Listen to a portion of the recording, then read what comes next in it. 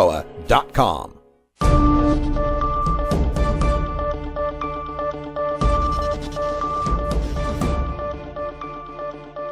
It's time for the 420 Radio News, covering the latest headlines in consumer cannabis, medical marijuana, and industrial hemp. Transcripts of 420 Radio News are available daily on our website at 420radio.org. Now, here's Priscilla Simon. Hi, folks. This is your 420 Radio News for Tuesday, June 10th, 2014. The DEA is threatening doctors in Massachusetts with an ultimatum: resign from dispensary boards or lose prescription privileges. The Boston Globe caught up with physicians from the boards of firms that were granted some of the first 20 state dispensary licenses. Dr. Samuel Mazza, CEO of Debilitating Medical Conditions Treatment Centers in Holyoke, said DEA's Gregory Kelly told him, quote, "You either give up your DEA license or give up your position on the board, or you challenge it in court," end quote. When Dr. Mazza contacted the DEA, 3 officials on speakerphone told him, quote, "You are chairman of an organization that is going to distribute a product that is against federal law," end quote. Dr. Mazza gave up his prescribing license as he is no longer in private practice.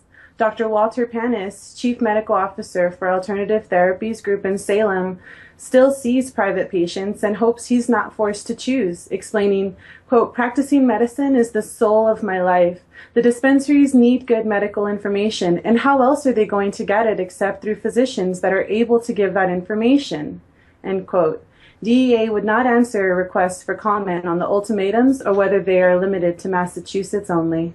Yeah, these are more of the dying screeches of the T-Rex as he sinks into the tar pit, folks. This is the DEA freaking out over medical marijuana and doing any underhanded trick they can to try to undermine it. In the case of, I think it was Dr. Panis, he's just a consultant. He's on the board as a consultant to help these guys understand that, hey, you're running this medical thing. I'm a doctor. Let me tell you a little bit about medicine. Let me tell you a little bit about patients and how to deal with them. And if we're going to force all these doctors to not be affiliated with any of these dispensaries, isn't that setting patients up for less care than they deserve? Have you heard of anything like this happening in Colorado, Priscilla?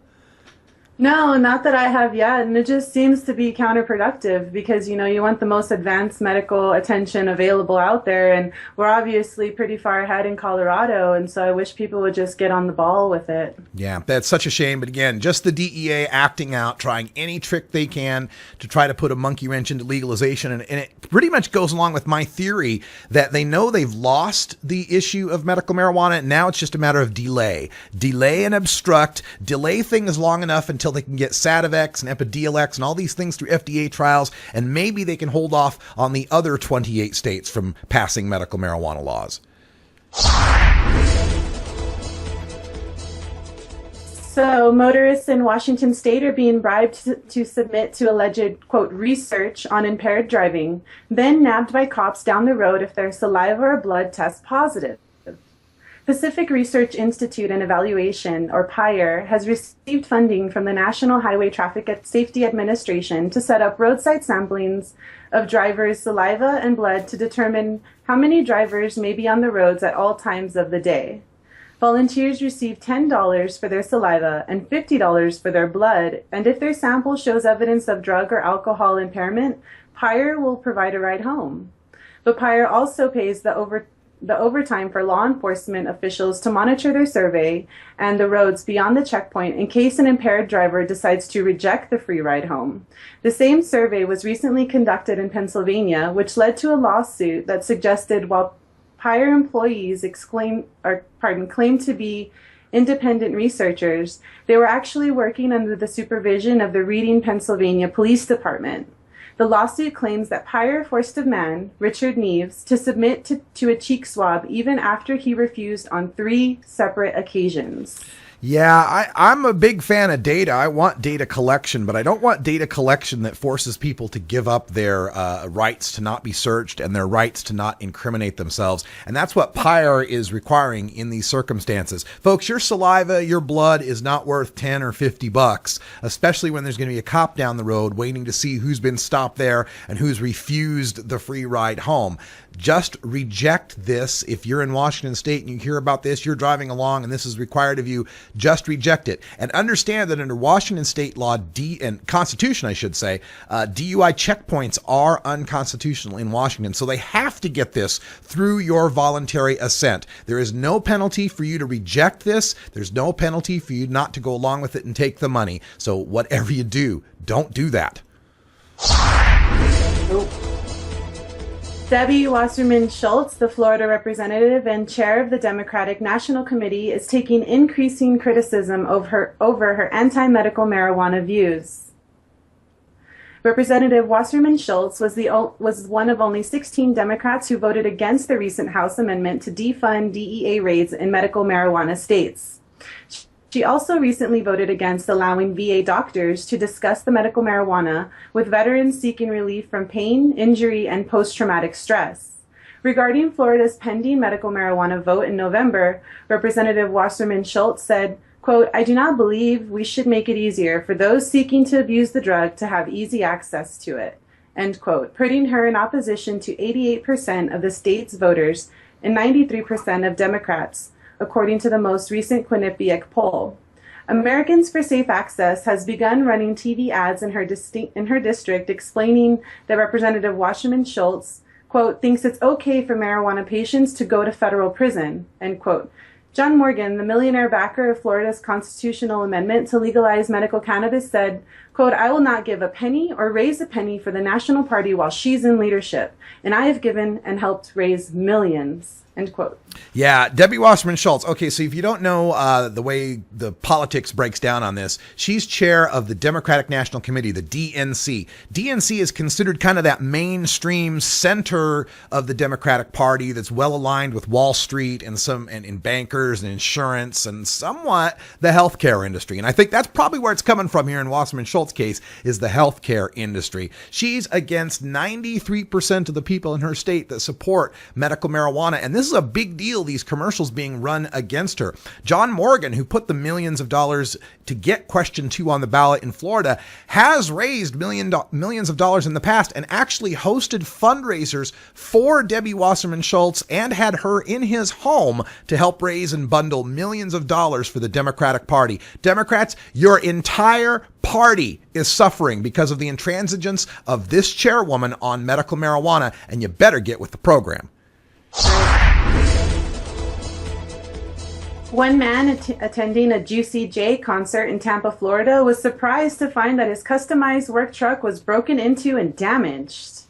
But far from being the work of criminal vandals and thieves, this was the work of the Tampa police, who left a note explaining that they had broken into and searched his truck, quote, "for marijuana due to the strong odor coming from the passenger side of the vehicle," end quote.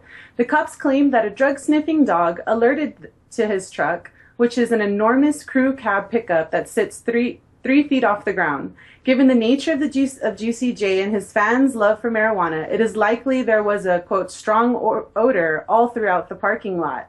Tampa police say, quote, "while the search is legal, it's not typical," end quote. The man who sells the big rig air horns mounted in his truck found, quote, "the horns weren't working, all the electronics were ripped out," end quote. Of course, police found no marijuana whatsoever in the man's truck. Of course there was no marijuana in the truck. Oh my And a God. nice little note. Yeah, just a nice note. As if he'd been bumped into in the parking lot. "Oh, excuse me, I dented your fender." No, the cops broke into the guy's truck, ransacked through the truck, broke the air horns, ripped out the electronics, and then leave a "oops, sorry" note. And it doesn't look like they're going to repay him for any of the damages involved in here as well, because it was, as they consider, a lawful search. Now, he's got a lawyer and he's suing these guys, and the lawyer is suing the cops, I should say. And the lawyer says this is not a lawful search because you have to have what's called an exigent circumstance. Exigent circumstance, like an emergency necessary. Like if you see if it's a locked up truck and there's a baby or a dog in there on a hot day, well then yeah, cops can break in there because, if they don't, baby or dog is going to die. What is the exigent circumstance of a marijuana smell? What possible thing could the marijuana that they allege to have been in the truck, what could it have done if they had just waited there and waited for the guy to come back and then search the truck. There was no emergency there. The marijuana wasn't going to magically disappear from the truck or evaporate or teleport away. This is just, once again, more overreach by police who just think the smell of pot is their exception to the 4th and 5th Amendment, and they do whatever the hell they want. Wrong. Recreational marijuana sales in Colorado brought in the most monthly tax revenue yet in April. According to the data released Monday, the state reaped $3.5 million in sales and excise taxes and sold $22 million worth of recreational marijuana products in the month. That included the popular 420 marijuana holiday that brought in thousands of tourists. Medical marijuana tallied another $31 million in product sales in April. For the first third of 2014, this makes $11 million in tax revenue brought in from the recreational marijuana alone, with another $7 million from the lower tax medical marijuana. Bank. Yeah, sounds like you guys are making some bank there in Colorado. So, all right, let me do some calculations on this. First third of 2014, $11 million in tax from recreational, $7 from medical. That's $18 million in taxes. So, by the Sabbath conjecture, that means you must have suffered $180 million in marijuana-related costs. The state must be on fire. The roads are just packed with marijuana wrecks, overdoses in the hospitals. Have you seen the $180 million in damage, Silly? I mean, I'm lucky that we have our Wi-Fi tower still, so that way I can talk to you. I mean, it is crazy out here. Yeah. It's crazy. It's a pot zombies in search of strains. Strains! Of course, we're being facetious. We haven't seen that sort of damage in Denver. It's still a beautiful place to live in. In fact, the Republican National Convention might be held there in 2016. I wonder if we can give them a little something to talk about. I think so. And finally, Assemblyman Al Graf succeeded in getting a ban on, quote, confections, carbonated beverages, and products that are all marketed to children in New York's proposed medical marijuana law. Graf voted no on medical marijuana on May 27th, but hasn't indicated how he'll vote if the amended bill makes it back to the Assembly floor. The Assembly adjourns on June 19th, and Senate sponsor Diane Savino said she is, quote, very confident, end quote, medical marijuana will reach a vote before then. Governor Andrew Cuomo, who once virulently opposed any medical marijuana law, has now said he'd back a program that has controls and that, quote, makes sense. Good for him. Controls that make sense. Yeah. What makes sense to the governor is any medical marijuana program that can't possibly work well for patients. That's what would make sense to the governor. Diane Savino out in the Senate here has stripped provisions that allow people to use medical marijuana for glaucoma because the ophthalmologist said it's not the best medicine anymore. Well, it doesn't matter if it's the best medicine. It's the cheapest for a lot of people. They've also, and it works for some people. Yeah, and it works for some, you know. And it's stripped out, made it much, much harder for people with any sort of chronic pain. Made it, I believe in the Senate version, they've got one of these Minnesota provisions where you're not going to be able to access raw plant. You'll just have tinctures, sprays, and oils because we wouldn't want people using the 15% THC bud. Let's give them the 80% oil. Makes no sense whatsoever. It's just that what will make sense to Andrew Cuomo in New York is something that wouldn't make sense to any of us out west who've seen how a functional medical marijuana law actually works. And it always bothers me. These people say, well, we don't know how it's going to work. We don't have enough studies. We don't have enough information. Hell, we've had medical marijuana out here in the West for over a decade and a half. How about you take a look about what's working out here and try to emulate that instead of reinventing the wheel? Oh my goodness, it's the bell.